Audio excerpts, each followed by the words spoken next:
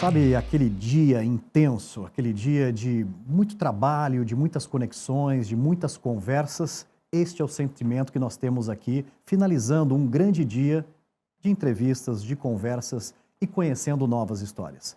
E é neste clima que eu convido o nosso grande convidado de hoje, que é o Evandy Silva. Evandy, prazer poder te receber aqui, seja muito bem-vindo. Prazer, Renato. Obrigado pelo convite. É um privilégio estar aqui com você hoje. Eu que agradeço, Evandy. Você sabe que o nosso projeto ele tem um propósito muito grande, que é exatamente poder conhecer, documentar, refletir histórias como a sua, né, profissional e de vida. E aqui a gente começa a nossa conversa falando um pouquinho de lembranças, falando de onde viemos, o orgulho de termos vindo de uma família que nos ensinou muita coisa. Queria que você compartilhasse um pouquinho a sua história, começando lá de trás, Evandy. Ah, perfeito. Eu sou nascido na Lapa, né? Só nascido, a minha vida toda ela foi feita em Osasco. Eu sou, né? Até hoje moro muito próximo ali de Osasco ainda. Perfeito. Foi uma infância normal, assim, de uma família simples, de pais poucos instruídos, né? Então, né, eles eram muito simples e autônomos. Então, meus pais tinham uma fábrica de bolsas e mochilas.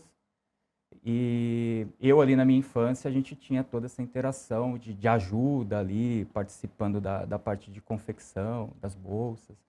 Então, imagina uma infância dos anos 80, não, dos anos 90, que era muito... A gente tinha uma certa liberdade ainda de brincar na rua. É verdade, é. Que tinha... A gente jogava futebol na rua, brincava com pipa, né? É. Então, e videogame na época. Então, a gente tinha muito esse costume de se reunir, né, na rua ali, para poder brincar, principalmente com futebol, suas brinquedas de rua. Coisas de moleque, né? Coisas de moleque. Evandy, é uma impressão minha ou talvez o trabalho foi algo que começou muito cedo na sua vida, tendo essa oportunidade dos pais empreenderem, terem a sua própria fonte ali de renda. O trabalho foi algo cedo na sua vida? Sim, foi. Sempre foi muito cedo. Meus pais sempre tiveram a visão de que a gente precisava começar a trabalhar cedo para ter responsabilidade e também ajudar com as demandas de casa, né? Então, a gente ajudava ali na confecção dos pais, né, eu e meu irmão. Tínhamos ali uma rotina de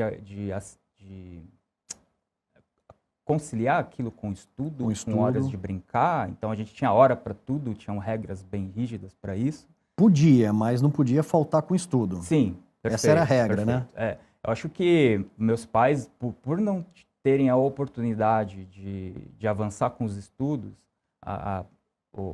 o principal objetivo deles é dar essa condição para os filhos para que seguissem. A gente era muito cobrado por isso. Então, era inadmissível faltar na escola, era inadmissível reprovar, porque, poxa, eu só fazia aquilo, né? Na cabeça deles, aquilo era a minha principal meta de vida. Precisava ser ali. Para eles, o maior privilégio da vida seria ver os filhos formados, os filhos com uma faculdade. Então, eu e meu irmão, a gente se empenhou bastante nisso para poder entregar isso. E muito cedo com essa responsabilidade também, já entendendo ali que de certas limitações que a gente tinha, não era algo muito limitado, assim, não dá para reclamar da infância que eu tive, mas era uma infância simples. Então não era, imagina que numa casa com duas crianças, dois irmãos, tudo que você dava para um, você tinha que dar para o outro. Uma bicicleta, um skate, você tinha que dar para os dois. E nem sempre o orçamento cabia as duas bicicletas e manter ali os custos da casa, né? Então, a gente tinha uma certa limitação quanto a isso. Então, dessa parte de trabalho mesmo, cara, eu acho que a responsabilidade de estar ali, isso deu um start bem interessante para começar a jornada de fato de trabalho. E é interessante, né, Evandy? A gente sabe que ter sido gerado numa família que lutou muito, que não teve grandes oportunidades, que o estudo é muito importante. A gente é bastante cobrado, mas hoje nós valorizamos, né, muito essa educação que tivemos dos pais, né? Mães mais rígidas, pais mais rígidos, e torna muito o que somos hoje como pessoas, né? Isso é um grande ensinamento, né? Sim, é que eu falo, né? Meu pai, ele não era uma pessoa assim de toda hora estar te abraçando, desse contato que a gente tem hoje, eu que tenho com as minhas filhas. Ele era, cara, ele foi o pai que ele precisou ser como líder da minha família, né? Então, legal que essa abordagem dele, esse comportamento se arrastou para a minha cultura também, né? Então, tive essa base vinda dele. E você, depois no futuro, você entende, né? Fala, poxa, por que o meu pai era tão mais reservado, era tão rígido? Hoje, como pai, eu já entendo um pouco melhor isso. Então, meu pai e minha mãe, eles foram os pais que precisavam ser. Né? É verdade. Não falam de, puta, foi... seu pai é o melhor pai do mundo, sua mãe é a melhor mãe do mundo? Não sei. Eles foram os pais perfeitos para a minha condução, da minha vida. E foram os pais que eles precisaram ser naquela época. Sensacional. Ótima forma de encarar realmente a educação dos pais, os melhores pais que precisavam ser naquela época. Perfeito. Muito legal. Vandir, e o primeiro contato com o computador, né? Ou seja, você se recorda a primeira vez que você tocou no computador ou mexeu? Foi ainda jovem, já foi um pouco mais próximo ali da faculdade? Como que foi? Foi tarde, assim. Eu aprendi a digitar em máquina de escrever. Né? Máquina de escrever. Você fez datilografia? Sim, existia na época alguns cursos de office boy. Então, para ensinar toda essa rotina de escritório, de administrativo, eu fiz um curso, nem sei se existe hoje em dia, que treinava os jovens de 14, 15 anos, preparavam para poder ingressar no primeiro emprego. Tanto é que meu primeiro emprego veio daí, eu fui office boy. Tá. E aí, office boy com 16 anos, eu fiz esse curso preparatório, né? E lá eu aprendi a digitar. Poxa, é o primeiro contato com tecnologia que é influenciado a computação hoje, né? É verdade. E lá também, nessa empresa, era um escritório que lidava com projetos de engenharia, foi lá que eu conheci o meu primeiro computador. Eu tive o primeiro contato com o computador, com o Windows 3.11 lá. Tá. E basicamente o que a gente tentava fazer, como eu tinha a parte de organizar todas as correspondências, poxa, eu era o servidor de e-mails da companhia, né? Eu fazia essa distribuição. Então, para poder fazer essa organização, a gente tinha tabelas ali escritas e a gente começou um processo de, poxa, vamos começar a criar no computador, né? Então, esse veio o primeiro contato, assim, com o computador. Então, não tive computador em casa, assim, vim ter computador em casa depois de muito tempo, depois que eu comecei a trabalhar, enfim. Eu tive meu primeiro computador. Foi um Celeron alguma coisa, não vou me recordar agora, mas era na época do lançamento do Pentium 2. Tá.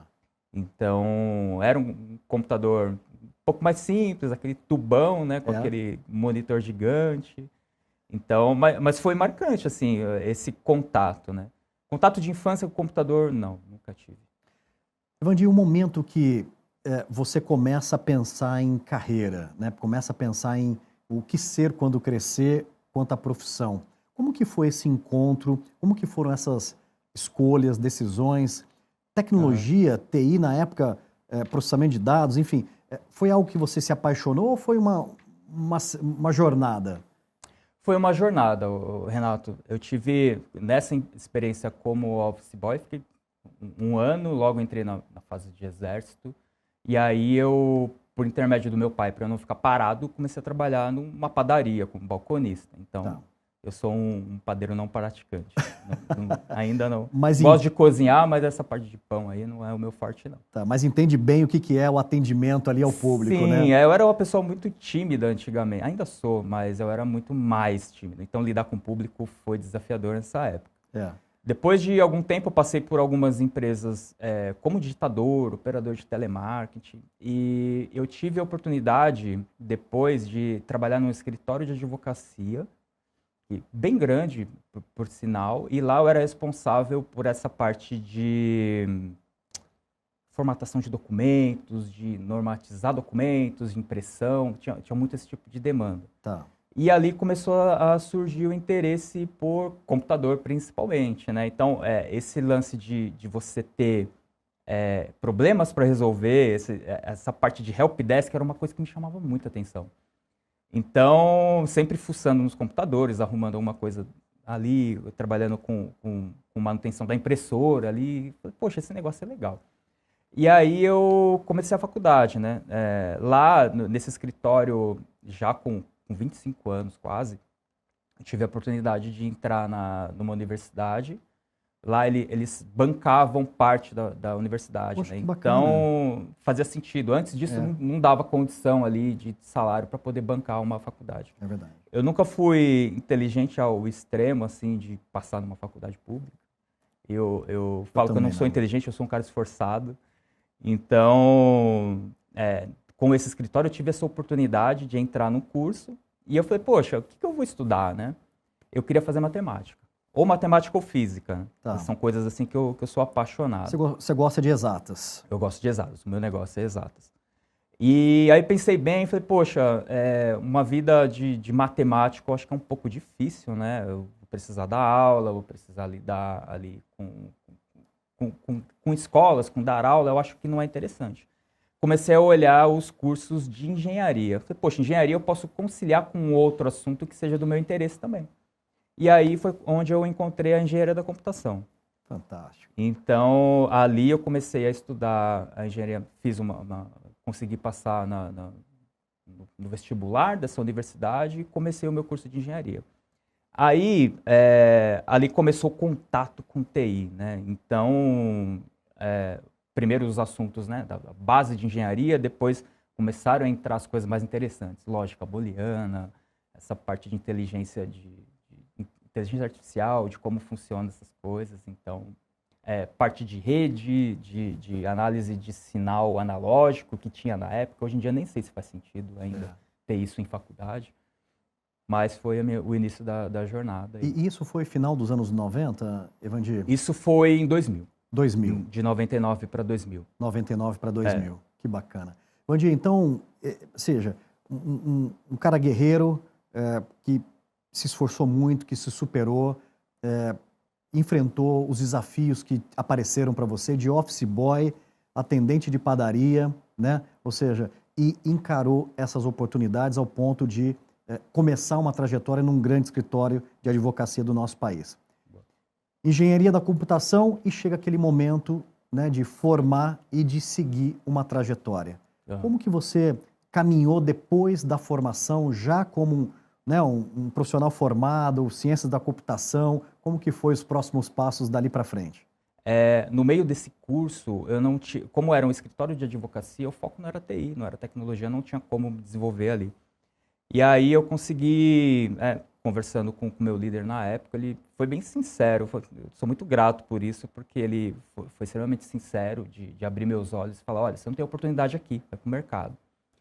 E foi então que eu ingressei num programa de estágio, numa empresa de telecomunicações, e lá eu tive a oportunidade de começar a trabalhar com rede, com infraestrutura, e aprender como configurar equipamento, né? Então, eu acho que a primeira jornada veio dentro desse estágio, cuidar de helpdesk, cuidar de data center, de configurar roteador, de configurar switch e tal.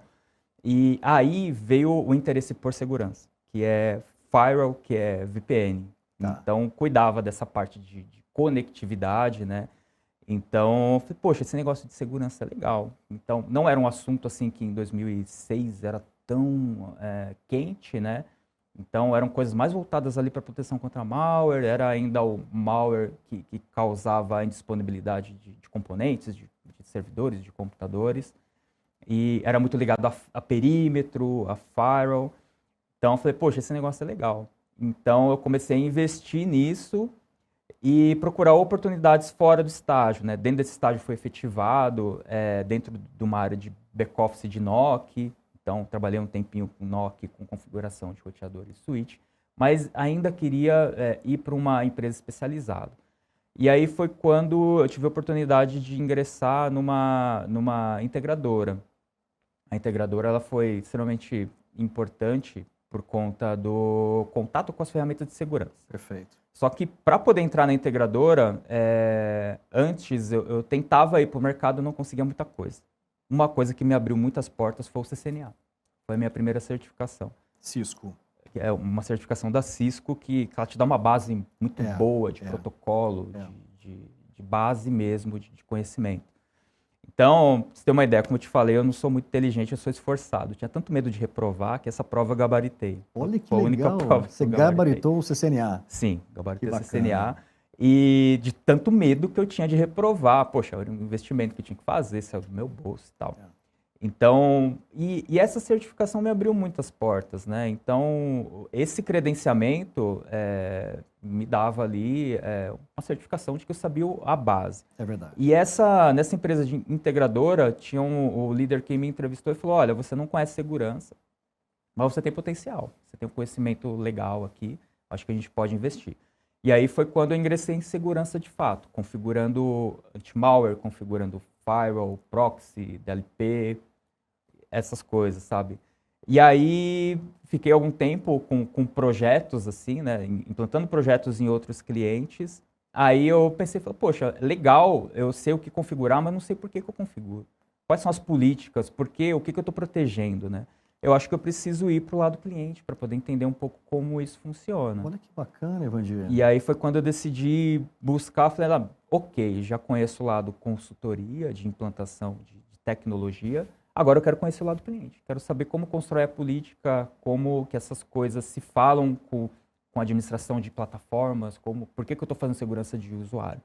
Aí foi quando eu ingressei numa outra empresa de bureau de crédito, que lá eu era responsável ainda por configurar, ainda como especialista, né? Configurar plataformas e aí também descrever as políticas, de interagir com áreas um pouco menos técnicas para poder escrever essas políticas. E aí veio a evolução, né? Depois disso, fui para uma outra companhia que lidava com segurança de equipamentos de fato no setor bancário.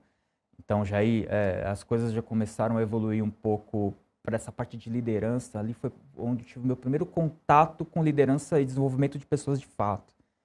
Porque ali foi legal que a gente começou uma jornada de SOC. A empresa não tinha SOC, a gente começou a construir o SOC e a treinar as pessoas, né?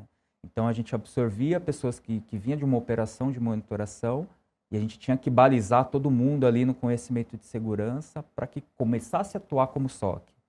E aí é legal, porque você vê as pessoas que estavam junto de você ali se desenvolvendo, elas crescendo também, te pedindo conselho, te pedindo ajuda. Então isso foi bem legal.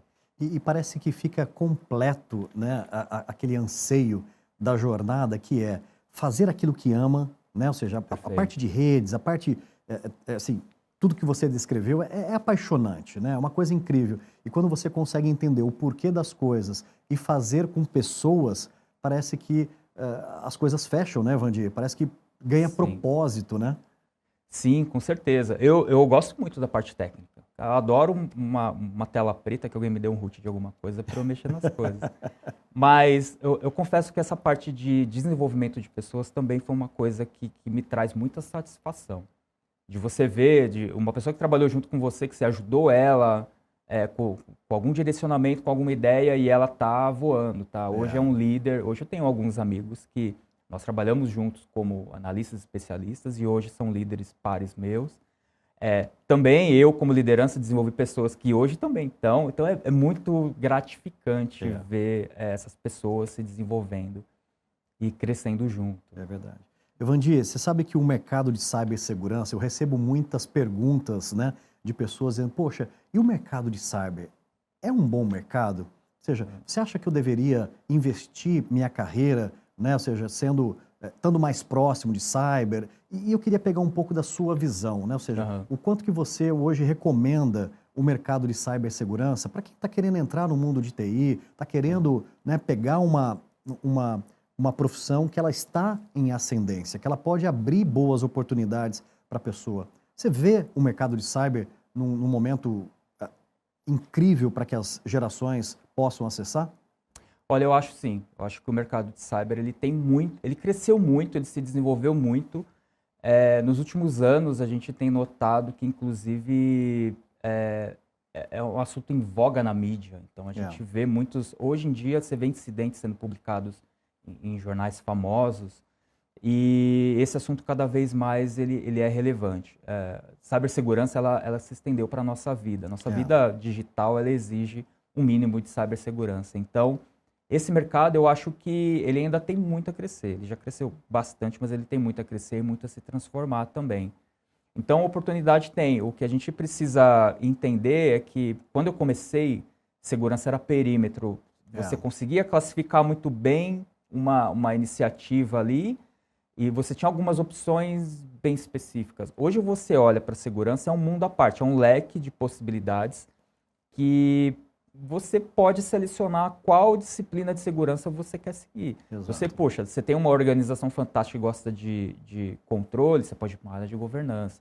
Você é um bom desenvolvedor, você tem uma área de DevSecOps que sempre tem demanda, uma área de ofensivo.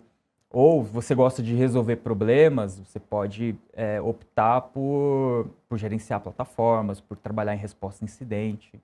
Então, eu acho que vai muito você escolher uma direção e seguir. Claro, quando você está no início de carreira, eu acho que você precisa experimentar de tudo um pouco. Sim. Então, claro, explora suas fortalezas. Se minha fortaleza é desenvolvimento, eu uso isso para poder desenvolver ali as características de segurança voltadas para aquilo, mas não preciso ficar preso àquilo. É legal você conhecer o leque todo para poder tomar uma decisão no futuro, mas eu acho que só tende a evoluir.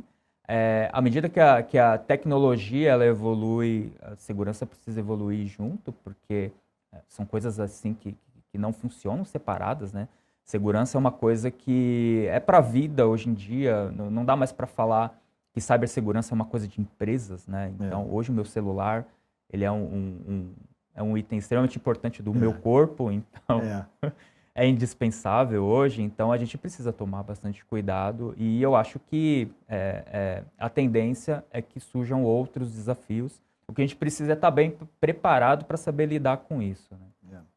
Mandir, nós sabemos que tecnologias, processos são extremamente importantes para a gente criar maturidade no mundo de cyber, né?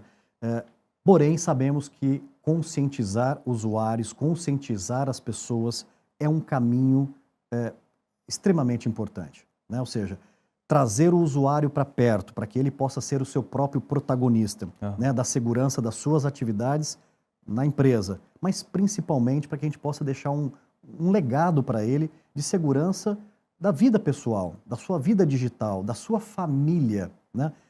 A gente tem visto, né? Ou seja, o crime hoje ele tem mudado de perspectiva, né? O criminoso ele está atrás das telas, né, buscando formas de te prejudicar, te roubar de uma forma muito mais digital do que as abordagens pessoais que a gente tanto conhece. Estou falando de engenharia social.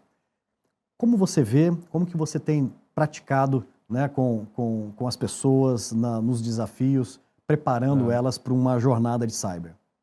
Eu acho que engenharia social é um caso que precisa ser tratado com muito cuidado, com muita cautela, porque o atacante ele tem se desenvolvido muito nessas frentes.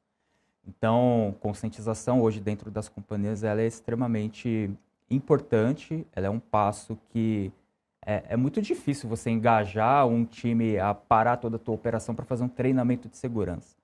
Então, exige muito do time de segurança, exige muito criatividade, exige muito formas de você pensar em como engajar essas pessoas de formas diferentes, maneiras lúdicas, de trazer informação mais direta para aquelas pessoas, para que elas enxerguem aquilo não mais como um treinamento chato, mas como uma coisa necessária para a vida.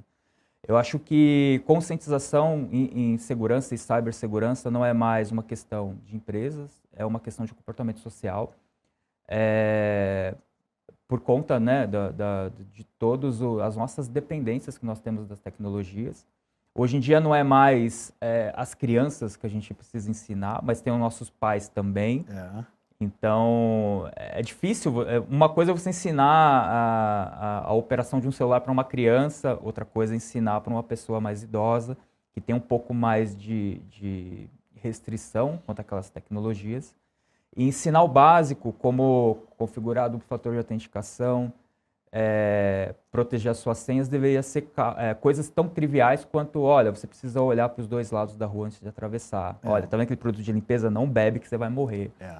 Tem que ser coisas assim, sabe? Eu acho que um ataque de cibersegurança tem um potencial absurdo de acabar com uma empresa, mas tem o poder de acabar com a vida de uma pessoa também. É verdade.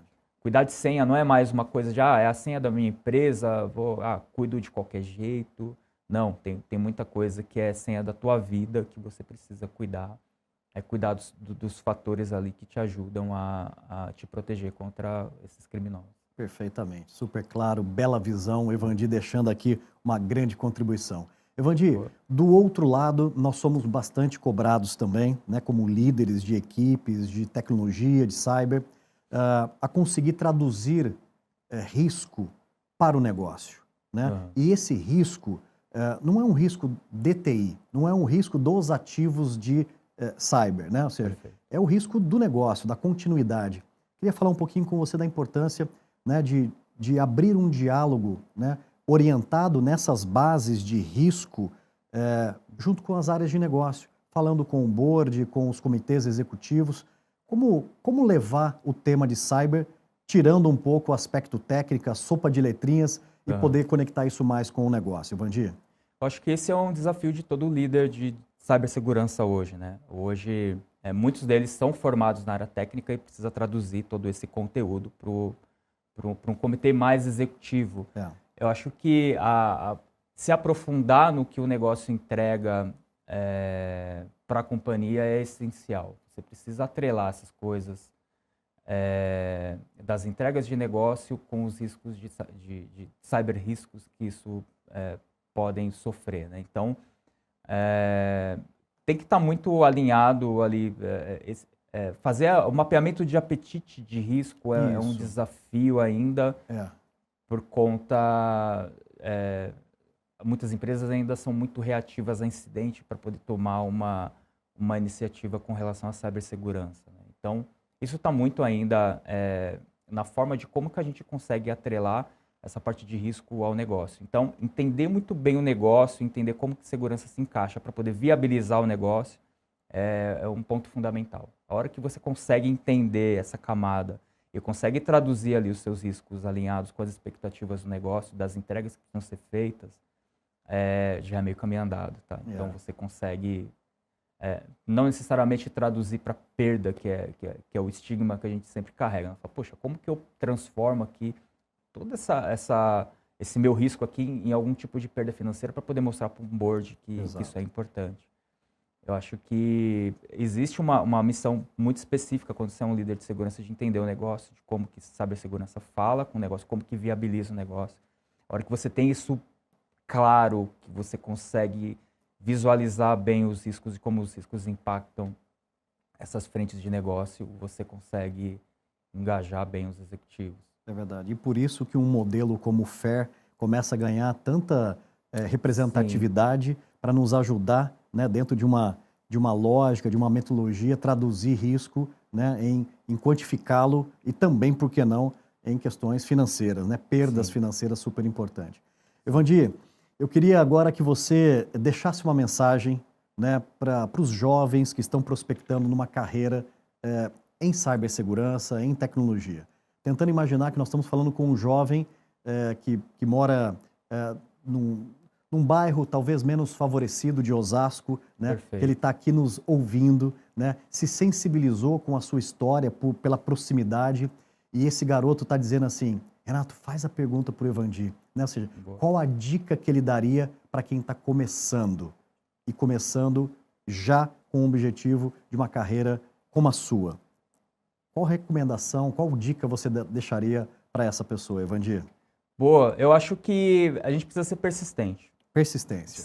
Sempre persistência, sabe? Muitas vezes a gente encontra algumas fronteiras, a gente acha que o mercado ele é muito fechado, a gente não consegue boas oportunidades. Claro, na largada, né, no início da nossa carreira, a gente não vai conseguir uma oportunidade que você vai ter um bom salário, você vai ter oportunidade de se desenvolver. Eu acho que no início vale muito a pena você concentrar esses esforços em desenvolver as coisas que você gosta e que precisa desenvolver. Ter uma boa base vai te dar um norte muito claro do que você gosta e para quais direções você seguir. Então, eu acho que ser persistente nessas frentes, não desanimar às vezes com alguns bloqueios que acontecem, às vezes oportunidades boas não vão aparecer na tua vida, Mas assim, não são de oportunidades boas que a gente constrói a nossa carreira, virando noites, resolvendo problemas, às vezes lidando com algumas dificuldades de algumas limitações técnicas de ferramenta, talvez de conhecimento, mas você precisa ter sempre essa iniciativa de procurar ter uma base sólida, eu acho. E aí, aliado a isso, você consegue direcionar para onde você quer se desenvolver e consegue evoluir. Não pular etapas, né, Vandir? Não pular etapas é essencial. A gente tem visto muito isso hoje, né? Ou seja, me formei, já quero ser líder, já quero ser gerente, já quero então construir etapa a etapa, né?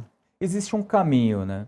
Existe um caminho. Não dá para você, hoje eu sou um analista júnior, daqui 4 meses eu quero ser um sênior. Isso não existe. Você precisa passar por algumas experiências para poder, aquilo te dar bagagem para você estar preparado, né? A exigência quando você é um sênior, você é um especialista, é muito maior, né? Não basta só conhecer uma plataforma, você precisa conhecer comportamentos de determinadas plataformas, de ataques. Então, e o que te dá isso essa bagagem, são os problemas que você ajuda a resolver e a lidar com ao longo do tempo. Exatamente. Então, você tem uma jornada. Eu acho que as pessoas não devem ser ansiosas para poder pular essas etapas, porque lá na frente ela vai ser crucial e ela vai fazer falta. É verdade. Evandir, uma coisa super importante aqui é a gente reconhecer pessoas, né? E um capítulo super importante aqui é lembrar, né, e por que não, né, reconhecer num momento como esse, que a gente está falando de trajetória, de superação, né, as pessoas que são fundamentais na sua vida, que te deram todo o suporte necessário para que você pudesse estar aqui hoje, né, compartilhando a sua história, com alegria, né, mostrando que uma carreira é feita de muita dedicação, perseverança, não desistir, né? Mas saber que a gente tem altos e baixos também. Momento de lembrar dessas pessoas e agradecer. Quem são as pessoas que vêm no seu coração nesse momento para deixar registrado? Boa, eu acho que as primeiras pessoas são meus pais e o meu irmão. O meu irmão foi um exemplo de muita coisa boa que aconteceu na minha vida. Mesmo ele sendo mais novo, ele sempre teve mais juízo do que eu. Então, ele quem começou a faculdade primeiro, então ele me deu ali muito incentivo para isso, eu sou muito grato por isso. Que bacana. Meus pais, pela base que eles me deram, não sou nada se não tivesse essa base, eles são essenciais. Uma outra pessoa também é a minha esposa. A gente está junto há algum tempo e ela passou por essa fase onde eu virava noites, precisava trabalhar em janelas inexplicáveis, né? Um sábado à noite, uma virada de sexta para sábado, que eram as únicas janelas que a gente tinha para poder desligar uma plataforma. Eu tinha que estar ali dentro de um data center para poder operar isso e ela ficava sozinha, né? Então, algumas vezes. Então, ela foi muito resiliente, foi muito compreensiva com isso. Sou muito grato também por ter encontrá-la e ter a minha família ali, minhas meninas com ela. Muito bonito. E também alguns amigos, né? Essa pessoa dessa integradora, ele foi essencial, foi ele que me introduziu no mercado de segurança. Ele que me deu a oportunidade, olhou para mim e falou, poxa, você tem potencial, vai lá e eu vou investir em você, eu vou te ajudar. Que é o Marcos Valério. Então, assim, que bacana. Ele é uma pessoa assim, tive líderes maravilhosos, né? Então, acho que todos contribuíram com o que eu sou hoje. Então, eu sou grato a todos esses líderes que eu tive, que passaram na minha vida. Eles são extremamente importantes na minha vida. Tá e o time também, né? Tive a oportunidade de trabalhar com pessoas muito boas. Então, em todas as passagens, desde o estágio, das pessoas que me lideraram no estágio, na integradora, onde eu tive parceiros que me ensinaram a lidar com as tecnologias, me incentivaram as certificações que eu tenho, pessoas que eu tive o prazer de trabalhar junto e liderá-las também. Então, isso é muito gratificante. Essas pessoas todas, elas fizeram parte, elas que construíram esse Evandir que está aqui hoje, esse profissional que eu sou hoje. É isso aí. Que bonito, Evandir. Que bonito ouvir de você, né? Mostra o quanto você é uma pessoa que reconhece, que valoriza, que é grata, né? pelas pessoas que estão na sua vida, que passaram pela sua vida, que de uma certa forma deixou um pedacinho delas em você também. Muito legal. Legal. Vandir, além de trabalhar, além, obviamente, né, do tempo de qualidade em família, você tem algum hobby? Você gosta de fazer alguma coisa que te conecta, né, com o seu eu? O que você gosta de fazer nas horas vagas? Eu gosto de motos, cara. Eu sempre eu tenho moto desde os meus 18 anos, então teve uma fase que eu não tive por conta de alguns desvios aí, mas eu tenho moto hoje em dia. Adoro motociclismo em geral, então fazer viagens curtas é uma coisa que me relaxa, que me desliga da rotina. Então é um hobby assim que eu gostaria de praticar mais, tá? Mas é bem divertido. E um outro é assistir jogo de futebol. Mas não futebol, assim, não importa qual time, né? Não precisa ser o meu time, mas eu gosto dessa magia que tem você assistir um jogo no estádio de futebol. Tá. Então, existe ali um roteiro que eu acho... É um evento, para mim é um evento. Um jogo às 4 da tarde... eu vou para o estádio meio-dia, 11 horas da manhã, e tem toda uma rotina ali, todo um cerimonial até o futebol. Então, coisas legais, assim, de você ver jogo no interior, comendo aquele amendoim que você descasca. Fantástico. E conversando sobre futebol, assim, é uma coisa também que me relaxa bastante. Coisas simples, coisas de conexão com pessoas, né? Muito bacana. É bem legal. Vandir Silva, que bacana poder conhecer um pouco mais da sua história, uma história bonita, uma história vivida, uma história... de superação, né? Batendo um papo como esse, a gente consegue entender o porquê de algumas coisas, né? O porquê de pessoas que chegam muito longe, pessoas que não conseguem chegar tão longe, e o jeito Evandir está muito claro aqui, que foi suado, foi trabalhado, né? Sim. Foi de muito empenho ali, muito bacana, parabéns pela sua jornada, agradeço em nome de toda a nossa comunidade por você ter essa disposição de compartilhar a sua jornada e que ela sirva, né, para inspirar as nossas gerações. Muito obrigado, Evandir. Perfeito, obrigado. Obrigado, privilégio estar aqui, poder participar dessa iniciativa e parabéns pela iniciativa. Muito obrigado. Parabéns, Evandir. Valeu. Valeu. Aê! Pô, que conversa boa, Evandir.